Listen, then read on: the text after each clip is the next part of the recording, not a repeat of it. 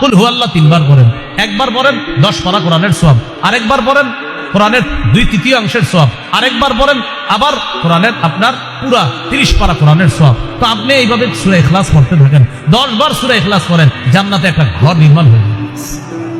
তো আপনার 10 মিনিট বাকি আছে, গল্প গুজব না করে জান্নাতে ঘর বানাইতে থাকবে। কি করবেন? দুনিয়াতে না পারলেও জান্নাতে বানাইতে থাকবে। কুল আল্লাহু আহাদ কয়বার? 10 বার। 10 বার পড়বেন, জান্নাতে একটা ঘর। 10 বার পড়বেন, জান্নাতে একটা ঘর। সুবহানাল্লাহ। এইজন্য মাঝে মাঝে 10 তলা 20 তলার দিকে যখন দুনিয়াতে তাকাইবেন, তাকানোর পর মনের মধ্যে যখন আফসোস আসবে 10 তলা বিল্ডিং যদি আমার হইতো, সাথে সাথে 10 বার সূরা ইখলাস পড়বেন, ওইটা 10 তলার দিকে তাকায় বলবেন, তুমি 10 তলাতে কি হয়েছে, আমিও জান্নাতে একটা বানাইছি।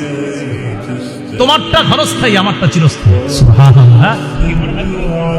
জান্নাতের যেটা এটা কি চিরস্থায়ী, আর দুনিয়াটা যখন দেখবেন বড় বড় বাড়ির দিকে তাকায় মনে আফসোস আছে, তখন কি করবেন?